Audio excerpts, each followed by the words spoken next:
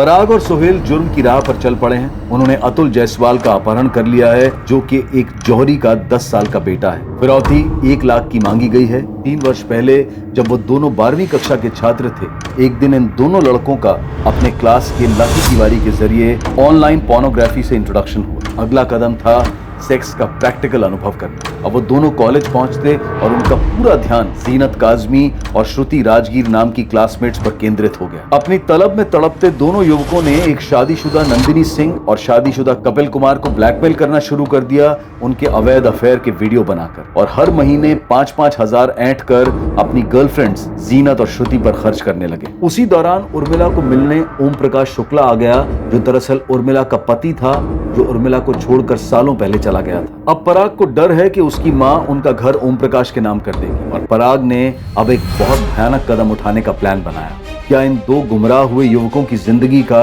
एक नया अध्याय लिखा जाने वाला था? अब आगे।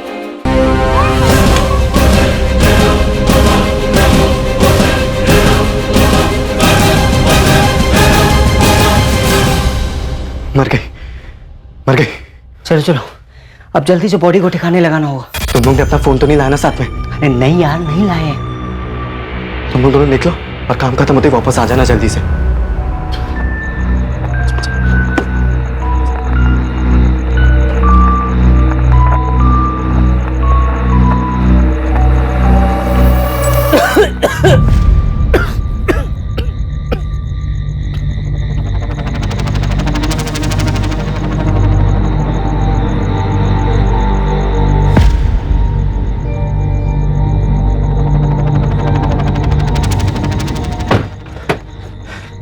अच्छा सुनो, वो सीसीटीवी वाले रास्ते से ना बिल्कुल भी मत जाना। हाँ पता है, जैसे डिसाइड हुआ वैसे जाएंगे। और सुन, ये फोन कार्तिक नगर तक ऑन रखना और उसके बाद स्विच ऑफ करके फेंक देना कहीं पर।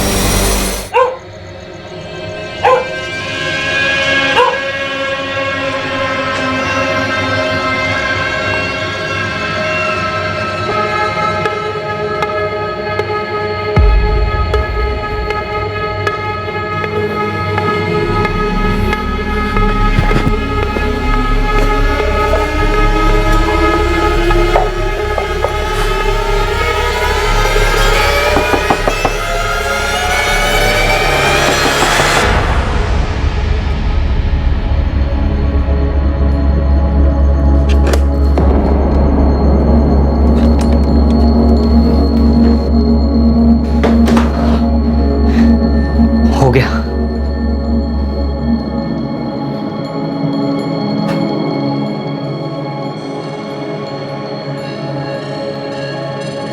अब सुन, सबको बताने के लिए ना हमें कोई कहानी बनानी पड़ी, ताकि हम पर शक ना करे कोई।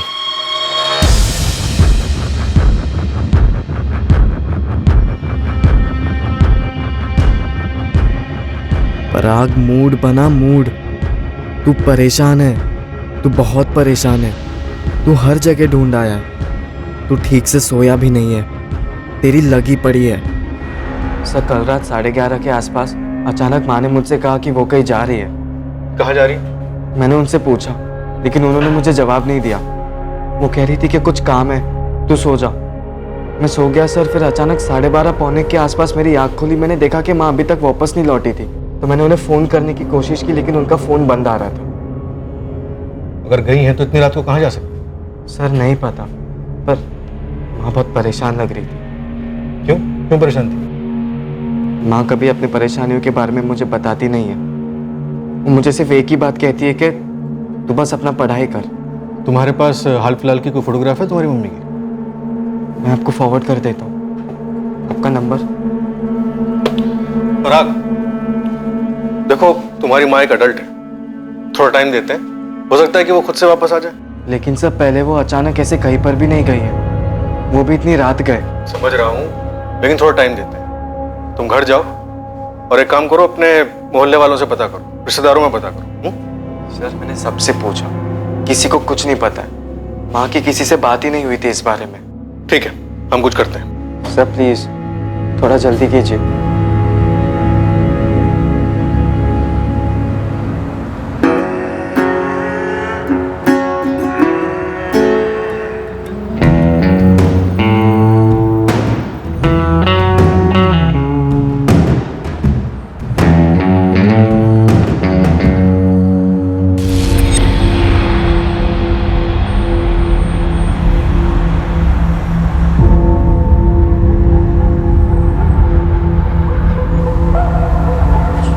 पराग, क्या बोली पुलिस? ऐसे कैसे किसी को मिलने चली गई उर्मिला? बाकी माँ कुछ बता ही नहीं। मुझे तो कुछ समझ में ही नहीं आ रहा है कि कहाँ गई है, किससे मिलने गई है। इतनी रात को जब तेरी माँ जा रही थी तो तू क्यों नहीं गया उनके साथ? मैंने 2 बार कहा माँ को कि मैं भी चलता हूँ, लेकिन उन्होंने मना कर दिया। कह रही थी कि किसी से अकेले मिलना है, काम निपटाते ही वापस आ जाएगी। ऐसा क्या निपटाना था इतनी रात, वो भी अकेले?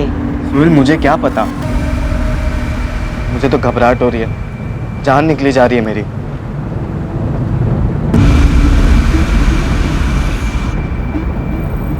क्या बात है दिवाकर भाई, उर्मिला जी ने ठेला नहीं खोला आज? अरे भाई तुमने सुना नहीं, वो कल रात को ही कहीं चली गई है, अपने बेटे को भी कुछ बताया नहीं और उसके बाद से तो गायब हो गई। भाई पुलिस ने मेरी स्टोरी पर यकीन कर लिया है। सही है बे, लेकिन कल जौनपुर से अम्मी अब्बू वापस आ रहे हैं, उनके सामने भी तगड़ी वाली एक्टिंग करनी पड़ेगी, जैसा कि अभी तक करते आ रहे हैं। तूने जब फोन किया उन्हें तभी क्या बोले हो? बोले तो कुछ भी नहीं, लेकिन एकदम शॉक हो गए। ठीक है यार, बस पुलिस के सामने हम दोनों के बारे में कुछ उल्टा पुल्टा ना बोल दे वो। हाँ यार।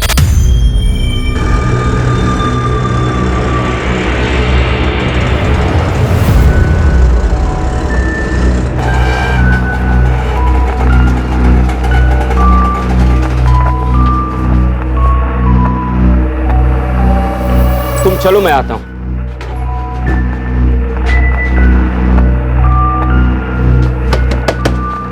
पराग, पराग, उर्मिला वापिस आई क्या? नहीं चाचा, माँ अभी तक नहीं लौटी है। मुझे तो बहुत डर लग रहा है, कुछ समझ में ही नहीं आ रहा। बस माँ जहाँ पर भी हो जल्दी से वापस आ जाए। पराग और मैं 4 चक्कर काट चुके हैं थाने के, पुलिस वाले कह रहे ढूंढेंगे ढूंढेंगे ढूंढेंगे, उसके आगे कुछ बोल ही नहीं रहे। लेकिन उर्मिला इतनी रात गए अकेले, कुछ सही नहीं लग रहा है मुझे। सही नहीं लग रहा मतलब?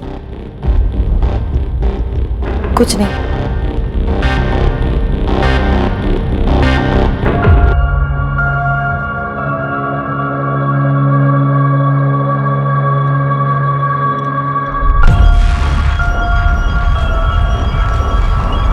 तूने ढंग की एक्टिंग की है ना पुलिस वालों के सामने? हाँ, किसी को कोई शक नहीं होगा। और अभी माँ का कॉल रिकॉर्ड और फोन लोकेशन निकालने वाले वो लोग। मैंने चेक किया, गाजियाबाद के किसी भी लोकल चैनल या अखबार में कोई खबर नहीं है किसी लावारिस लाश के बारे में। तुम लोग ने लाश को सही जगह पे ठिकाने लगाया है कि नहीं? मिल जाएगी ना पुलिस को, कभी मिली नहीं तो? नहीं मिली तो क्या, ऐसी मिसिंग रहेगी? अबे अगर लाश नहीं मिली ना तो हमारी ये सारी प्लानिंग गई खड्डे में, समझ ले। तो फिर लाश मिलेगी पुलिस वालों को, तू टेंशन मत ले। 2 युवक जिन्होंने पढ़ाई में मेहनत करके अपने फ्यूचर की सटीक प्लानिंग की थी, उन्हीं दोनों ने एक कत्ल की भी सटीक प्लानिंग की और उसे अंजाम भी दिया। अब वो उस प्लान के अगले पड़ाव को पार करने के इंतजार में थे, अपनी जिंदगी का अगला चैप्टर, अगला अध्याय लिखने को बेताब थे। पर इस बार प्लान उनकी परफेक्ट प्लानिंग के हिसाब से नहीं गया।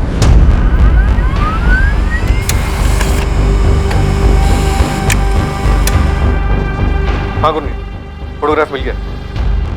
दीपक वही लगती है जिसका फोटो तुमने भेजा था। हाँ, ये उर्मिला शुक्ला की बॉडी। 2 दिन पहले 22 जून को एक सफाई कर्मचारी को एक कचड़े के ड्रम में लाश मिली थी। सर, ऐसे यहाँ पे कुछ नहीं मिला जिससे बॉडी की पहचान हो सके। पूरा एरिया स्कैन किया हमने, हमें और कोई सुराग नहीं मिला। फिर हमने उस लाश को मॉर्ग भेज दिया। उर्मिला शुक्ला की मिसिंग कंप्लेंट दर्ज हुई थी 22 जून को, और वो अपने घर से 21 जून की रात को निकली थी, शायद किसी से मिलने के लिए, तभी से गायब थी।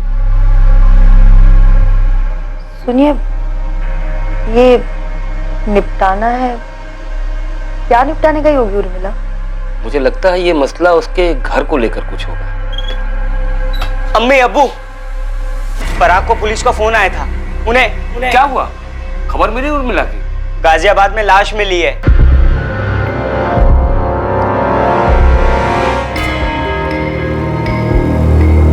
तुझे बिल्कुल रियल में टूटना है, समझा? आंसू आंसू निकाल भर भर के, लगना चाहिए तेरी माँ मरी है माँ। तुझे बहुत जबरदस्त एक्टिंग करनी पड़ेगी दोस्त। हाँ कर लूँगा, और फिर जब वो पूछेंगे कि शक किस पर है तो ये भी बता दूंगा कि हमें किस पर शक है। हम कौन बे?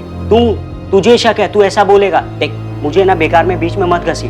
बस सोए, लेकिन हम दोनों एक साथ है ना। हाँ है, लेकिन हम बोलकर उन्हें क्यों लीड दे रहा है? और देख, नाम भी तब लेना जब वो पूछेंगे, खुद से कुछ भी मत बोलना, कुछ भी नहीं। चल अब जा, मैं भी जाता हूँ, अम्मी अब्बू को बताता हूँ लाश के बारे में। तेरा भाई भी ना टॉप की एक्टिंग कर लेता है। पराग, सो श्रुति ने तुझे डिच किया किसी और के लिए, तुझे छोड़कर चली गई किसी और के साथ। फील कर अंदर से, आंसू आने दे, गुस्सा दुख सब फीलिंग डाल दे एक साथ।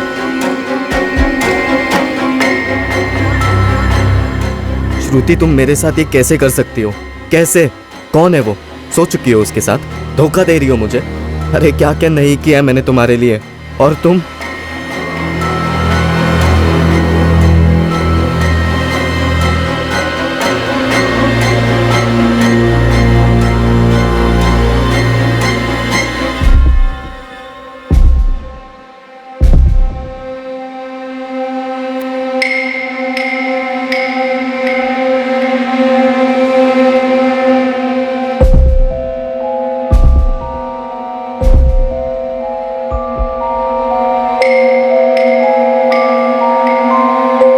ये तुम्हारी माँ है ना पराग?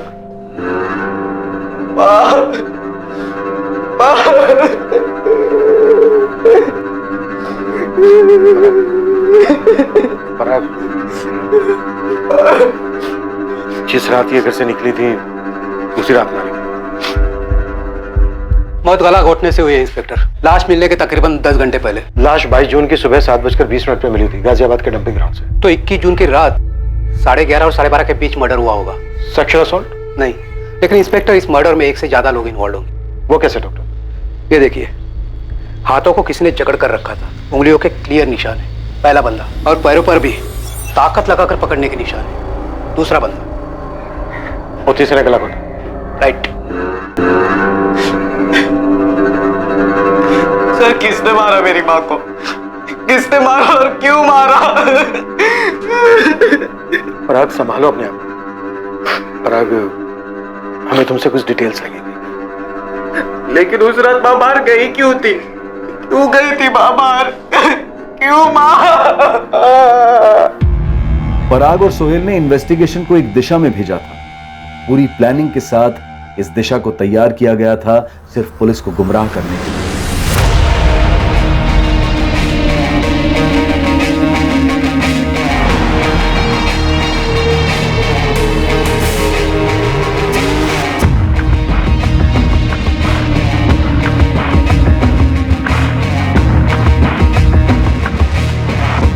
प्लानिंग काफी बारीकी से की गई, सटीक हुई थी, पर उतनी भी नहीं कि इन दोनों लड़कों के चरित्र पर और उनके इरादों पर शक और सवाल कभी नहीं उठते। यार, सोहेल ने तो कहा था उसके फादर का फर्नीचर का इंपोर्ट एक्सपोर्ट का बिजनेस है, और पराग ने बोला था उसकी मॉम पार्टीज के लिए केटरिंग करती है। ऐसा बिल्कुल नहीं लगा श्रुति, बड़े ही गरीब टाइप के लोग लग रहे थे। मतलब हमसे झूठ बोला? हाँ, और जितनी बाकी सारी बातें बोली है सब झूठ बोली होंगी। जिस आदमी को पराग और सोहेल पुलिस की नजरों में संदिग्ध बनाने की प्लानिंग कर चुके थे, वो आदमी स्वाभाविक तौर पर पुलिस की तहकीकात में सामने आने ही वाला था। तब जब पुलिस उर्मिला का बैकग्राउंड चेक करती, उसके मूवमेंट्स ट्रैक करती। उर्मिला शुक्ला का फोन रात तकरीबन 12:15 बजे स्विच ऑफ हुआ था, कार्तिक नगर में। ये अपनी दिल्ली वेस्ट वाला कार्तिक नगर? हाँ सर, वही। उर्मिला कार्तिक नगर में किससे मिलने गई होगी और क्यों? परा, मेरे जौनपुर वाले चाचा सीरियस है। 21 तारीख की सुबह को मेरे अम्मी अब्बू वहाँ जा रहे हैं। 21 तारीख की रात को सही टाइम है। परफेक्ट टाइम होगा। तुम दोनों अपना अपना फ़ोन घर पर ही छोड़ कर आना। लकी, तू टैक्सी लाएगा तेरी, फिर तुम दोनों मेरे घर पर आ जाना। हम मिलकर उसे ख़त्म कर देंगे। फिर सोहेल में लाश को गाजियाबाद ले जाएंगे और वहाँ पे कहीं छोड़ देंगे। और जाते समय माँ का फ़ोन साथ में लेकर जाना। उसे कार्तिक नगर में स्विच ऑफ कर देना और वहीं कहीं आसपास में फेंक देना। लेकिन कार्तिक नगर ही क्यों? क्योंकि पुलिस कॉल रिकॉर्ड्स निकालेगी और लोकेशन रिपोर्ट्स भी निकालेगी। देखेगी कि फ़ोन कार्तिक नगर में स्विच ऑफ हुआ है तो वहीं पर ढूंढेगी। फ़ोन मिला तो ठीक, नहीं मिला तो भी ठीक, और उनका शक यही बना रहेगा कि कातिल कार्तिक नगर का। वहीं पर मिलेगा उन्हें उनका संदिग्ध। कार्तिक नगर? हाँ, कार्तिक नगर। तुम्हारी माँ कार्तिक नगर गई थी। पर क्यों सर? वहाँ किससे मिलना था उसे? ये हमसे बेहतर तुम बता सकते हो। सर, मैं कार्तिक नगर में किसी को भी नहीं जानता हूँ और मुझे लगता है कि माँ भी वहाँ पे किसी को नहीं जानती होगी। मैंने कभी पहले माँ के मुँह से कार्तिक नगर का नाम भी नहीं सुना है। पर ये ओम प्रकाश शुक्ला कौन है? ओम प्रकाश शुक्ला? सर वो साहब, हम लोगों को भी इसी ओम प्रकाश पे शक हो रहा है। अपने बेटे पराग और सप्लायर्स के अलावा उर्मिला की ओम प्रकाश के साथ पिछले महीने में काफी बातें होती रहती थी। या अल्लाह, इसी बात का डर था हमें। ये निपटाना है, क्या निपटाने गई होगी उर्मिला? मुझे लगता है ये मसला उसके घर को लेकर कुछ होगा। घर का मसला? पर कैसे? कैसे मतलब? देखा नहीं तुमने? जब से ये ओम प्रकाश लौटा है उर्मिला की जिंदगी में, कैसा बखेड़ा खड़ा कर रहा है। ओम प्रकाश उर्मिला का शौहर है, पर सालों पहले उसे छोड़कर चला गया था। ये ओम प्रकाश कार्तिक नगर में ही रहता है। ओम प्रकाश शुक्ला? सर, वो मेरा ऐसा बाप है जिसने ना कभी अपनी जिम्मेदारियां निभाई, ना कभी प्यार दिया। वो ऐसा पति है जिसने अपनी पत्नी को, मेरी माँ को छोड़ दिया, ठुकरा दिया सर। और वहीं पे मिलेगा उन्हें उनका संदिग्ध, ओम प्रकाश शुक्ला। वाह भाई वाह, हमें सीधा स्टेडियम के बाहर मारा बे। इस आदमी ने मारा है मेरी माँ को। ओम प्रकाश शुक्ला ने मारा है शायद, लेकिन क्यों मारा? कोई कारण था माने जैसा? उर्मिला और ओम प्रकाश के बीच कुछ मसला था? आप लोगों ने उसका नाम क्यों लिया? क्योंकि वो उर्मिला को परेशान करने लगा था। उसकी नजर घर पर थी, घर हड़पना चाहता था। तुम्हारे यहाँ आने का कोई फायदा नहीं है, आइंदा मत आना। कोई खुशी खुशी नहीं आ रहा हूँ, ना तुम्हें दुखी करने आया हूँ।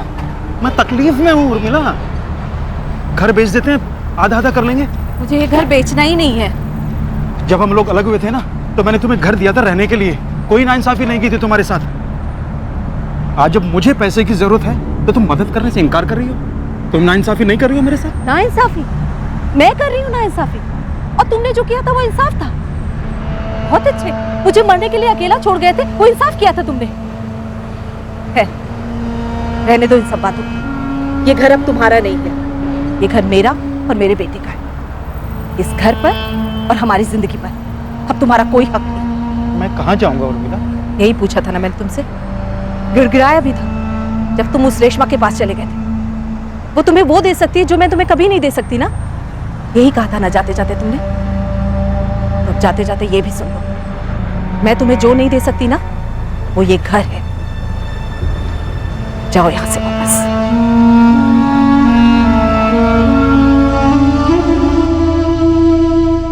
इतना सब सुनकर तुम पिघल रही हो उर्मिला, अपने पर टिकी रहो। पर बार बार फोन आ रहा है उसका इकबाल भाई। तो मत उठा उसका फोन, ब्लॉक कर दे, आसान होता है। फोन दे, हम सिखा देते। समझ में नहीं आ रहा, ऐसे ना बोलना भी ठीक नहीं लगता।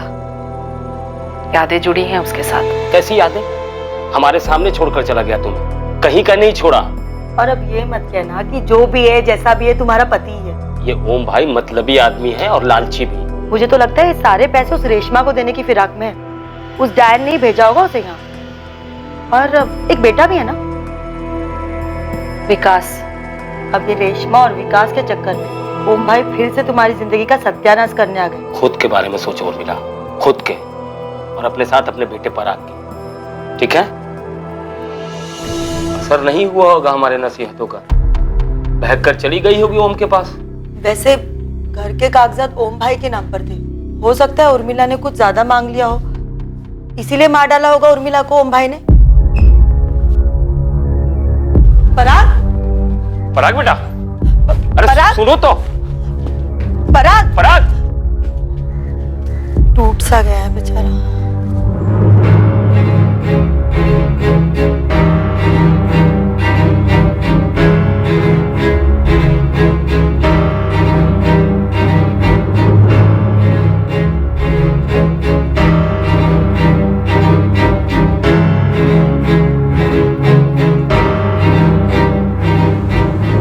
अरे भाई प्लान काम कर गया हमारा, मतलब छक्के पे छक्का। एक तूने सुना नहीं है, दीवारों के भी कान होते हैं, और इतना फ्रंट फुट पे खेलेगा ना तो छक्के की जगह सीधा बोल्ड हो जाएगा। अबे कुछ नहीं होगा, चल। कैरेक्टर में रह भाई, तू टूटा हुआ है, तेरी माँ मरी है, मर्डर हुआ है उसका। वो मैंने उस 2 टके के निकम्मे बाप ने किया है, और पुलिस भी यही समझेगी और यही चीज मान के चलेगी, क्योंकि ऐसा मैं चाह रहा हूँ। या हम बोलूं इस बार? तू बोल, मैं बोल, हम बोल, कुछ भी बोल बेटा, अगर तू फंसा ना तो मैं भी फंसूंगा, और वो लकी भी। अरे अब कौन फंसाएगा हमें? वही जिन्हें फंसाने में हमने पूरा 1 साल लगा दिया और पैसे एकदम पानी की तरह बहाया। मेरी जीनत और तेरी श्रुति। हेलो हेलो, माना हम लोगों ने सफ़ेद झूठ बोला है तुमसे, लेकिन वो पूरी तरह झूठ भी तो नहीं है ना। मैं कारपेंट्री की एक्सपोर्ट इंपोर्ट करूँगा, पराग रेस्टोरेंट खोलेगा, टॉप क्लास की पूरी चेन। वो सब ठीक है, लेकिन अभी तुम दोनों क्या हो हमने अपनी आंखों से देख लिया है। क्या है?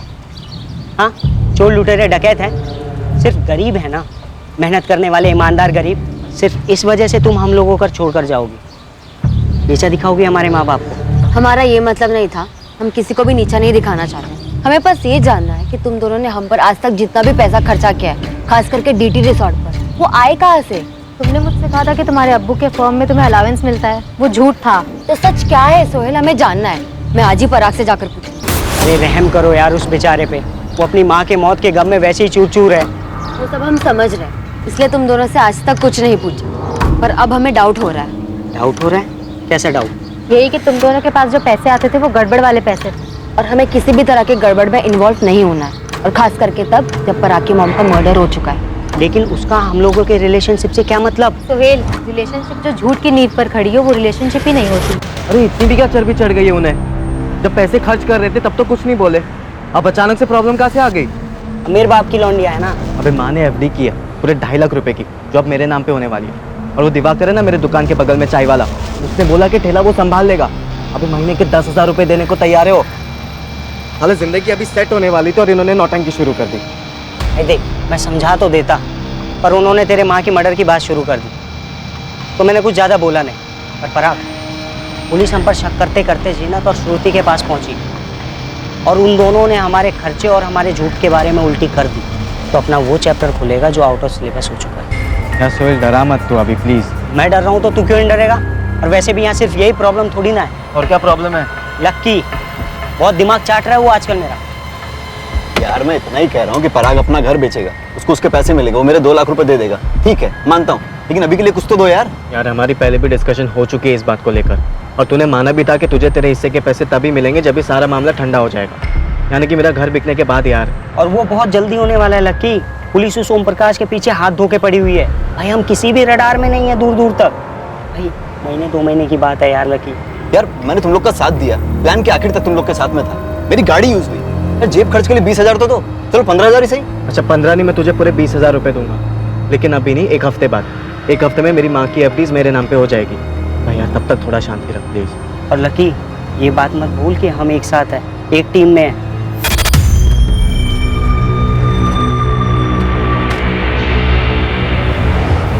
पराग इधर आ। तेरे बाप को पुलिस पकड़ेगी और तबीयत से तोड़ेगी, और अगर उसने नहीं किया है, जो कि हम जानते हैं नहीं किया है, तो वो कबूल नहीं करेगा, और पुलिस समझ जाएगी कि कातिल वो नहीं है। तो तू कहना क्या चाहता है? यही, पुलिस तब दूसरे एंगल से सोचना शुरू कर देगी। पराग को इन सब चीज़ों के लिए तैयार रहना चाहिए, गवाहों, सबूतों, सवालों सबके साथ। इससे पहले कि पुलिस खोदते खोदते पराग तक पहुंचे, इसे रेडी रहना होगा।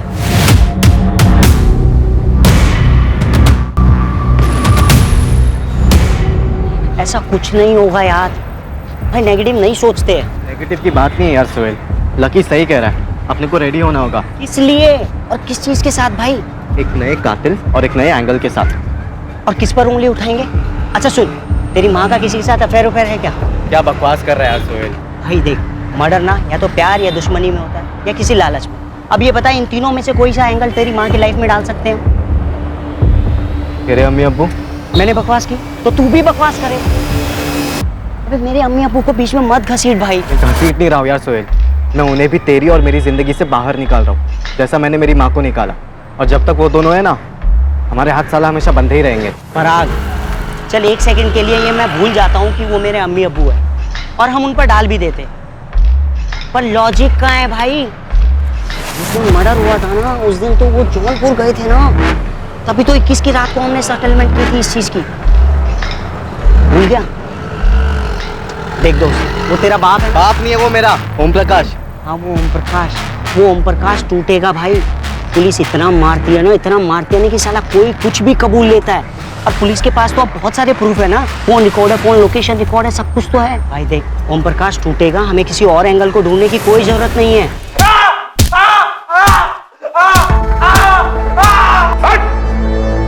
कौन ओम प्रकाश? कैसे मारा अपनी पत्नी उर्मिला को? बात तो सुनो साहब। वो थक के हार के कबूल करेगा ही करेगा। हाँ मैंने मारा साहब, मैंने मारा। क्यों मारा ये बोल? क्योंकि साहब वो ना घर नहीं बेच रही थी और नहीं मुझे पैसे दे रही। पॉजिटिव सोच, पॉजिटिव, नेगेटिव को दिमाग में आने ही मत दे। क्या बोल रहा है? हाँ बोल हाँ, वो भी एकदम कॉन्फिडेंस के साथ। देख दोस्त, इस मर्डर की स्क्रिप्ट हमने खुद लिखी है और सही लिखी है, और जैसा लिखा है वैसा वैसा हो रहा है और आगे भी वैसा ही होगा।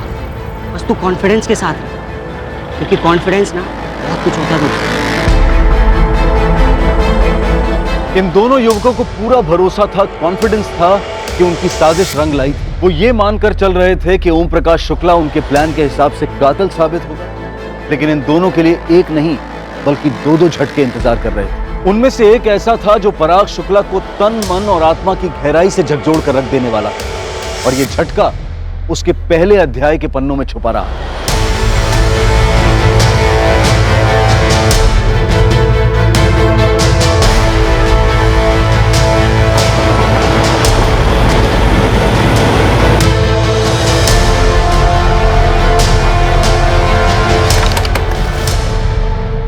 ओम प्रकाश शुक्ला यहीं रहता है? क्या चाहिए आपको? ओम प्रकाश चाहिए। ये कब हुआ? 1 हफ्ते पहले, 20 जून को।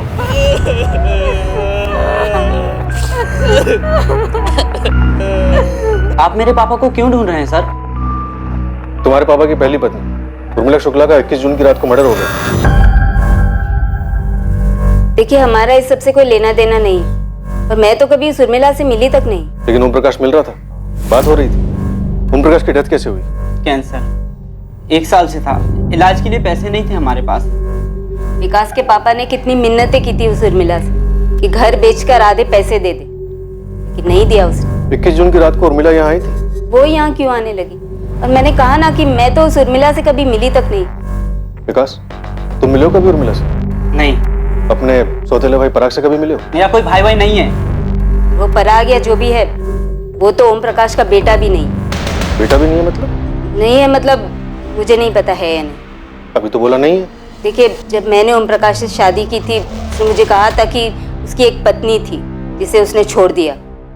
कोई बेटे बेटे की बात नहीं हुई थी कभी। अगर 20 जून को ही मर गया था ओम प्रकाश, तो वो हमारा सस्पेक्ट नहीं हो सकता। हाँ सर, लेकिन मेन बात यह है कि उर्मिला कार्तिक नगर क्यों आई थी और किससे मिलने वाली?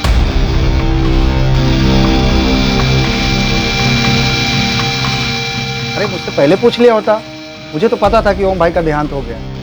और तो और मैंने ये बात उर्मिला भाभी को बताया था कि ओम भाई नहीं रहे। क्या उर्मिला को पता था? हाँ, मुझे जैसे ही पता चला कि ओम भाई का देहांत हो गया, मैंने उर्मिला भाभी को फोन भी किया था। पर हमें तो कुछ नहीं बोला उसने। तो गांव जाने की तैयारी में थे, शायद इसलिए नहीं बताया होगा।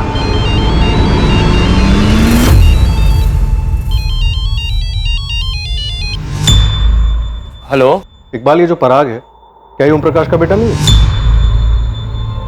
यह सच है कि पराग ओम का बेटा नहीं है। लेकिन ये बात हमसे किसने बताई नहीं, पराग ने भी नहीं बताया।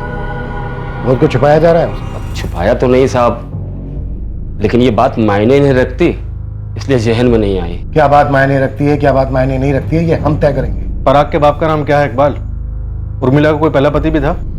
जी पूरा मोहल्ला जानता है इस सच्चाई को, लेकिन कभी किसी ने पराग को बताया नहीं और शायद उसे भी नहीं मालूम है। बाप का नाम बोलो इकबाल। वो उर्मिला जब पराग 4-5 महीने का था तो उसे घर ले आई। 4-5 महीने का था मतलब? ये पराग उर्मिला का बेटा भी नहीं है? जी नहीं, उर्मिला उसे घर ले आई और कहा कि ये उसका बेटा है, उसकी जान है। उर्मिला, ये बच्चा किसका है? इसकी माँ इस नन्ही से जान को नदी में फेंकने जा रही थी इकबाल भाई। लेकिन ये बच्चा तेरे पास कैसे आया उर्मिला? और कोई माँ अपने बच्चे को इस तरह नदी में कैसे फेंक सकती है? सच बोल उर्मिला, सच ही है ये? भगवान ने इसे मेरी गोद में डाला है, मुझे जीने का एक मकसद दिया है। दरअसल हमें मालूम नहीं था साहब कि उस सुबह उर्मिला अपनी जान देने गई थी।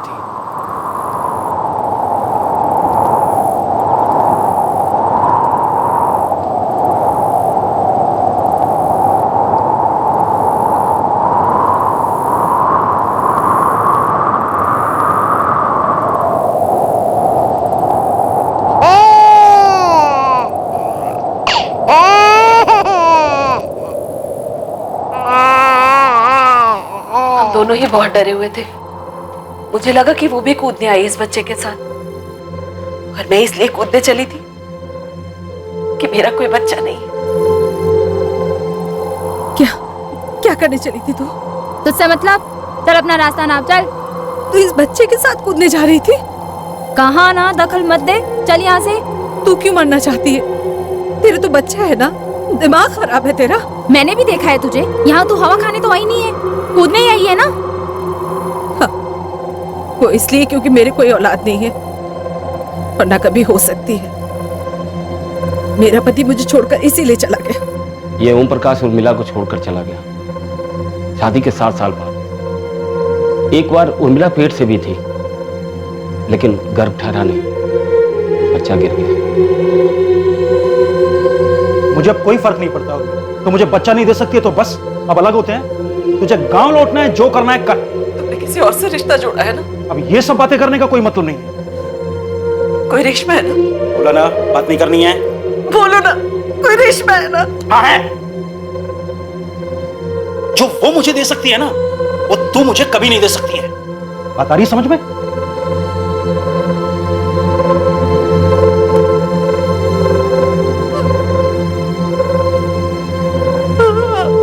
पर वो औरत खुद नहीं कूदने वाली थी, बल्कि इस मासूम को नदी में फेंकने आई थी।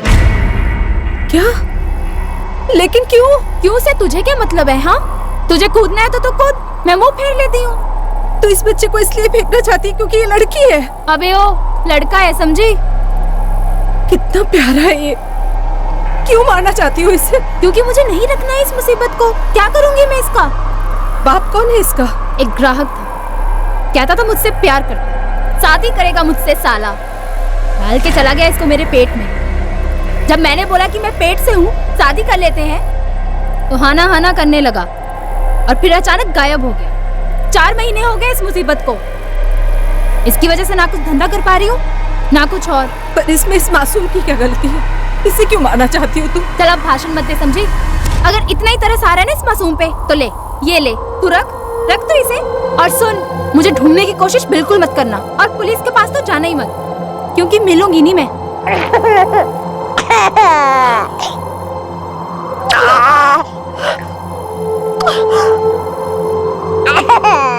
सोच रुखसाना, मैं कूदने गई थी और वो इस बच्चे को फेंकने आई थी, एक ही समय पर। ये भगवान की लीला नहीं तो और क्या है इकबाल भाई? उर्मिला ने उस बच्चे का नाम पराग रखा और खुद की औलाद की तरफ प्यार किया, पढ़ाया लिखाया और बड़ा किया। इकबाल, ओम प्रकाश उर्मिला से एक दिन पहले ही मर गया। उर्मिला को किसने मारा और कौन हो सकता है? समझ में नहीं आ रहा साहब। हम सोचते थे कि ओम भाई ने उसे घर के लिए मारा होगा, और किसी से तो उसका बैर ही नहीं था। दिन रात मेहनत करती थी, एक एक पैसा जुटाती थी, और पराग में तो जान अटकी थी उसकी।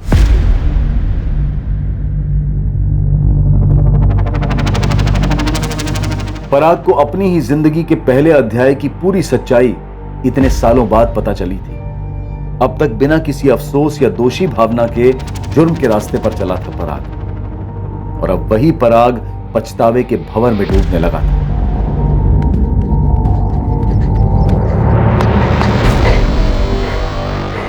कहाँ था बे? और तेरा फोन भी ऑफ है।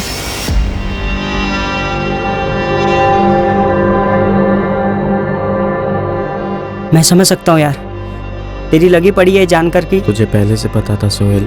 नहीं यार, मुझे भी आज ही पता चला है। ये क्या कर दिया यार मैंने, क्या कर दिया मैंने? भाई घोड़ा दब चुका है, गोली फायर हो चुकी है, अब कुछ नहीं हो सकता। वो मैं दरअसल ये बताने आया था कि मोहल्ले में पुलिस आई थी, तेरे घर भी आई थी, ढूंढ रही थी तुझे, कुछ बात करना है तुझसे। यार वो लक्की मानुस की बात ना एकदम सच निकली, साला ओम प्रकाश वाला एंगल बना ही नहीं। लेकिन कोई बात नहीं, चल छोड़, तुझे ना अब डट के सामना करना है, एक नया चैप्टर खोलना होगा।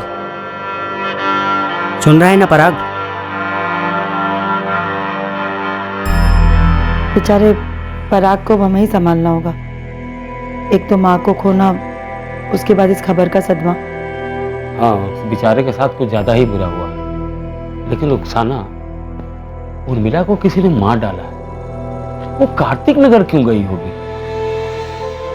कहीं वो दूसरी औरत रेशमा और उसका बेटा, उन्होंने तो कुछ नहीं किया होगा।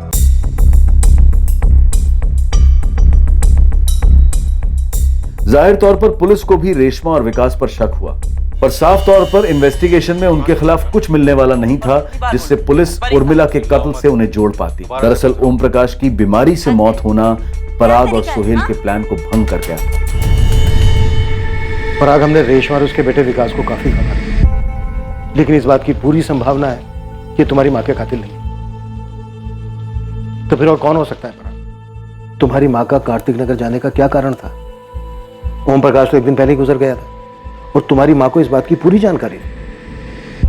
पराग, तुम्हारी माँ उस रात को घर से निकली भी थी या नहीं? निकली थी। किससे मिलने? मैं आपको पहले भी बता चुका हूँ, उसने मुझे कुछ नहीं बताया। एक नहीं, दो थे, शायद तीन थे हत्यारे। और अब तुम वाकई में चाहते हो ना तुम्हारी माँ के हत्यारे पकड़े जाएं? तो फिर ऐसे चुप रहने से कुछ नहीं होगा। तुम्हारी माँ अपने पति ओम प्रकाश के अलावा किसी बाहर वाले के साथ टच में नहीं थी। इकबाल और रुखसाना हो नहीं सकते क्योंकि वो दिल्ली में ही नहीं थे। तो फिर और कौन हो सकता है? मुझे नहीं मालूम सर। इतने सालों का मेरा तजुर्बा और इस केस की हकीकत यही कहती है कि उस दिन तुम्हारी माँ कार्तिक नगर गई नहीं, लेकिन हाँ, तुम्हारी माँ का फोन जरूर कार्तिक नगर गया था। मेरा मतलब फोन को कार्तिक नगर भेजा गया था हमें गुमराह करने के लिए। उसके बाद तुम्हारी माँ की लाश को गाजियाबाद फेंक दिया गया ताकि हमें लगे कि ओम प्रकाश ने तुम्हारी माँ का कत्ल किया। उसके बाद लाश को ठिकाने लगा दिया। कातिल 2 या 3 जितने भी थे जिन्होंने साजिश रची, इतना पक्का है कि उन्हें इस बात का पता नहीं था कि ओम प्रकाश एक दिन पहले ही गुजर गया। इकबाल और रुखसाना हो नहीं सकते, क्योंकि अगर वो होते तो उनके कॉल रिकॉर्ड्स में कम से कम एक कॉल तो होता, लेकिन ऐसा कोई कॉल नहीं है। तो क्या इतनी रात को तुम्हारी मां अचानक खुद से उठ के कार्तिक नगर चली गई? पराग, कुछ गड़बड़ नहीं लग रही तुम्हें सब?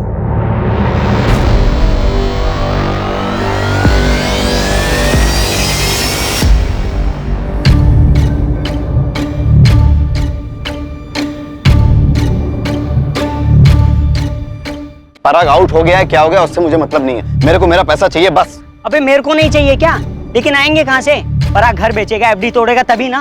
पर यार वैसे भी है ना, अभी पराग की लगी पड़ी है यार। यार तो मैं क्या करूं, नाचूं? अरे कब से हॉर्न बजा रहा था, कब से लाल बत्ती दिखा रहा था कि एक एंगल से चिपक के मत बैठो, कांड किए हैं, 4-5 एंगल सोच के रखो, लेकिन मेरी कोई सुनने वाला है नहीं है। अब मेरे पैसा ला के दे यार बस। क्या वही बोले जा रहा है बे?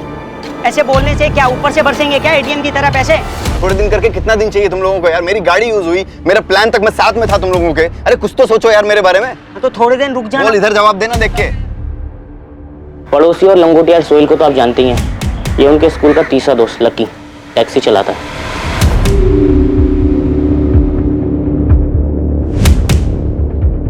पराग सुन, अपने मोहल्ले के शरद काका है ना, उन पर डाल देते इल्जाम। हाँ, उर्मिला आंटी की बात भी होती थी उनसे बहुत। तू बोलेगा कि अफेयर था, और तू पुलिस को पहले ये बोलेगा कि तुमने पहले इसलिए नहीं बताया ये बात क्योंकि तू नहीं चाहता था कि माँ के मरने के बाद उनकी बदनामी हो। नहीं भाई नहीं, कंधे नहीं गिराते हैं। पुलिस वालों की नजर बहुत तिखी होती है भाई, वो एकदम पहचान लेंगे तेरी बॉडी लैंग्वेज। और तेरी बॉडी लैंग्वेज अभी चीख चीख कर ये बोल रही है कि मैं हूं कातिल, मैंने मारा अपनी माँ को, लटका दो मुझे। पराग, अगर तू गया ना तो मैं भी गया, और वो लकी भी। हिम्मत से काम ले, हिम्मत से काम ले। जो हो गया सो हो गया, वो नहीं बदला जा सकता। अब अपनी जिंदगी जीनी है आगे। काफी टेंशन लग रही थी दोनों के बीच में, जरूर कुछ पकाया था इन्होंने। ये सोहेल की गर्लफ्रेंड जीनत और पराग की गर्लफ्रेंड श्रुति मर्डर से पहले काफी फेमस थे कॉलेज में, मर्डर के बाद ब्रेकअप समझो। मुद्दा पराग की माँ के मर्डर का है। ये उर्मिला घर नहीं होगी, कार्तिक नगर पहुंची नहीं होगी, सब प्लानिंग है। सही गणित लगाया साहब, शायद यही नतीजा सही है।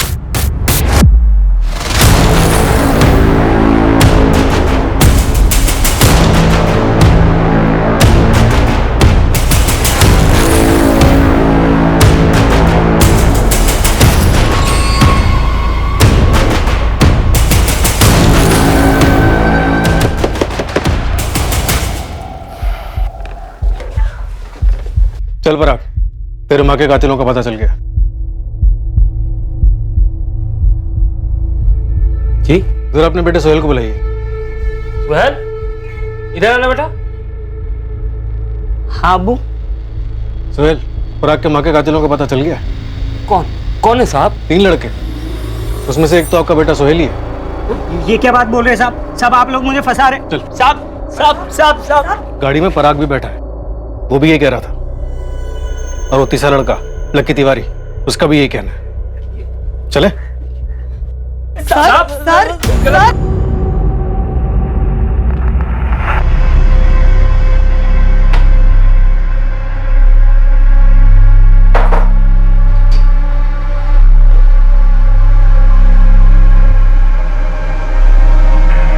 चल चल चल चल,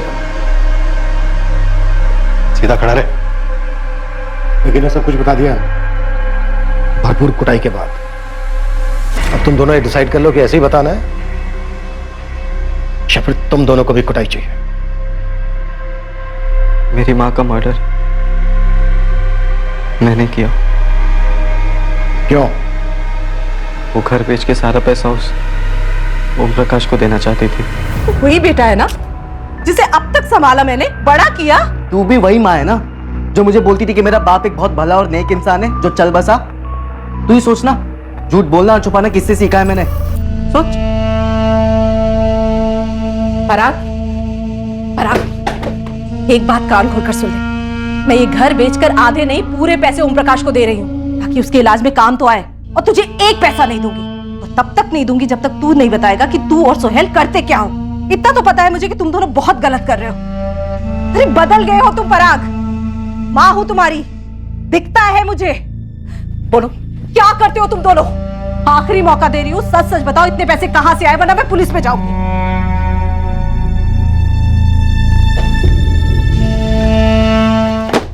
सर मैं अपनी टैक्सी से लाश को गाजियाबाद लेके गया था सोहेल के साथ। उसके बाद मुझे इनके कांडों के बारे में कुछ नहीं पता सर, मैं सच कह रहा हूँ सर।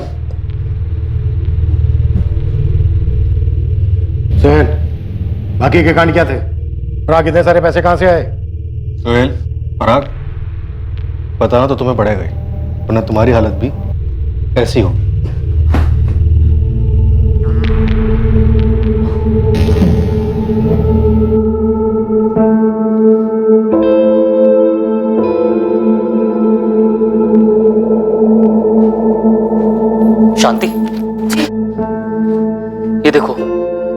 है वो लड़का जिसको मैंने अतुल की फिरौती दी थी? हाँ पापा, यही था वो जिसने कहा था कि तेरी मम्मी का फ्रैक्चर हो गया है, अपने साथ लेके गया था। देखो क्या कर दिया इन्होंने, एक औरत का कत्ल जो इनके ही गैंग के एक लड़के की मां थी। पराग और सुहेल के जुर्म का हर अध्याय खोला गया, जिसमें किडनैपिंग और ब्लैकमेल भी शामिल थे। उनके विक्टिम्स को भी झटका लगा जब उन्हें पता चला कि ये दोनों अब मर्डर कर चुके थे। इन दोनों से जुड़े सभी लोगों को इनकी हरकतों से घिन आई, खासकर उन दोनों को जो इन दोनों के काफी करीब आ गए थे और जिन पर खर्चा करने के लिए ये दोनों जुर्म के जरिए पैसा इकट्ठा कर रहे थे। पर सबसे बड़ा सदमा पराग और सोहेल के सबसे करीबी लोगों को लगा। इकबाल, हम कोई मनगढ़ंत कहानी नहीं सुना रहे, सबूत गवाह सब कुछ यही साबित कर रहे हैं। पराग, सोहेल और लकी इन्होंने कबूल भी कर लिया और हमने उन लोगों से भी बात की है जो पराग और सोहेल के ब्लैकमेलिंग और किडनैपिंग के विक्टिम थे। पर साहब, वो दोनों कत्ल नहीं कर सकते। पराग अपनी माँ को नहीं मार सकता साहब, बिल्कुल नहीं। वो तो उर्मिला पे अपनी जान छिड़कता था। और ना हमारा सोहेल ऐसी हरकत में साथ दे सकता है। देखिए, मैं समझ सकता हूँ कितना मुश्किल है आप लोगों के लिए मानना, पर सच यही है। इन तीनों के स्टेटमेंट है हमारे पास। लकी की टैक्सी से हमने उर्मिला के बाल वगैरह इकट्ठे किए हैं जो उर्मिला के डीएनए से मैच किए जाएंगे, टेस्टिंग के लिए भेज दिए। बहुत जल्द अब इसमें दो राय नहीं होगी कि इन तीनों ने मिलकर ही उर्मिला शुक्ला का बेरहमी से कत्ल किया।